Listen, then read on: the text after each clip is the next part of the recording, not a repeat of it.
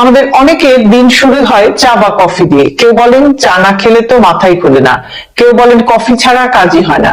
কিন্তু সমস্যা হলো চা বা কফি নিজে খুব একটা খারাপ না, ভুলভাবে খাওয়াটাই শরীরের ক্ষতি করে। আজকের ভিডিওতে আমরা জানবো যে চা কফি কোন কোন অভ্যাসগুলো চুপচাপ আমাদের শরীরের জন্য ক্ষতি করছে, আর কিভাবে একটু সচেতন হলেই এই ক্ষতিটা এড়ানো যায়। 1 নম্বর ভুল হচ্ছে খালি পেটে চা বা কফি খাওয়া। অনেকে ঘুম থেকে উঠেই খালি পেটে চা বা কফি খান। এই অভ্যাসের ফলে কি হয়? খালি পেটে চা বা কফি খেলে পাকস্থলীতে অ্যাসিড বাড়ে, গ্যাস্ট্রিক, বুক জ্বালা পোড়া এগুলো শুরু হয়ে যায়, নার্ভাস সিস্টেম অতিরিক্ত উত্তেজিত হয়, আর দিনের শুরুতে অস্থিরতা বাড়ে। অনেকে এরকম ভাবেন যে চা খেলে তো ফ্রেশ লাগে। হ্যাঁ, সাময়িকভাবে লাগে, কিন্তু ভেতরে ভেতরে পেট আর স্নায়ুতে চাপ পড়ে। 2 নম্বর ভুল হচ্ছে যে চা কফিতে বেশি চিনি বা দুধ দেয়া। অনেকে আবার কনডেন্স মিল্কও ব্যবহার করে থাকেন। এটা সবচাইতে কমন একটা ভুল। 1 কাপ চা বা কফিতে 2 থেকে 3 চামচ চিনি অথবা কনডেন্স মিল্ক, এগুলোর মানে কি?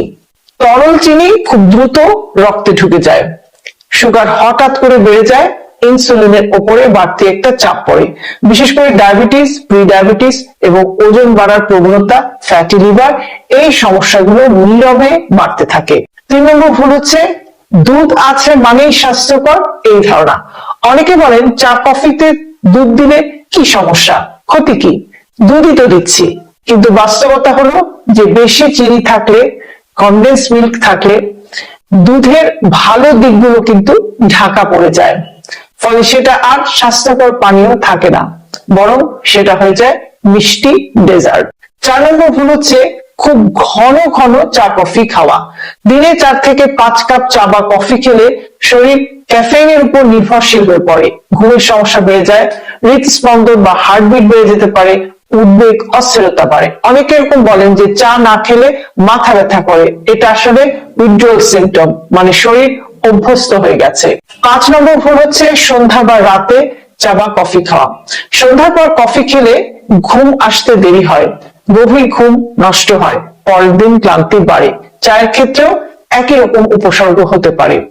অনেকে ঘুম না হওয়ার কারণ খোঁজেন, চাপ, বয়স, হরমোন, কিন্তু ভুলটা যে আসলে রাতের চা বা কফি থেকে আসছে সেটা আমরা খেয়াল করি না। 6 নম্বর ভুল হচ্ছে চা কফির সাথে বিস্কিট, কেক এগুলো খাওয়া। চা কফির সাথে বিস্কিট, কেক, চানাচুর এগুলো একসাথে মানে হচ্ছে ডাবল কার্ব, ডাবল চিনি, ডাবল ক্ষতি।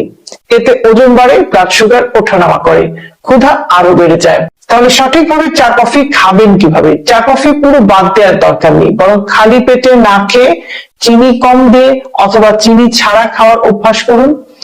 দুধ বাদ দিতে পারলে সেটাও ভালো।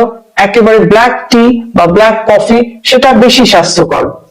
দিনে 1 থেকে 2 কাপ ও ম্যাক্সিমাম 3 থেকে 4 কাপ, এর বেশি চা কফি খাওয়া উচিত না। এবং সন্ধ্যার পর চা কফি দুটোই এড়িয়ে চলা উচিত। যারা দুধ দিয়ে খেতে পছন্দ করেন, দুধের পরিমাণটা একটু বুঝে খেতে হবে, এবং কনডেন্স মিল্ক কোনো অবস্থাতেই চা কফিতে ব্যবহার করা উচিত না। এই ছোট ছোট পরিবর্তনগুলোই কিন্তু দীর্ঘমেয়াদে আপনার শরীরের জন্য বড় উপকার আনতে পারে। চা কফি আমাদের শত্রু না, কিন্তু অভ্যাসটা যদি ভুল হয় তাহলে সেটাই কিন্তু সমস্যা হয়ে দাঁড়ায়।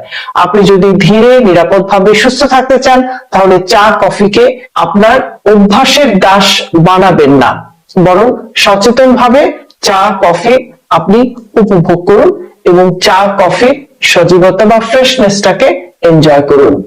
হেলথি লাইফস্টাইলকে জটিল ভাববেন না। আপনার দৈনন্দিন জীবনের ছোট ছোট অভ্যাসের পরিবর্তনই আপনাকে নিয়ে যেতে পারে একটি সুস্থ জীবন ধারার দিকে।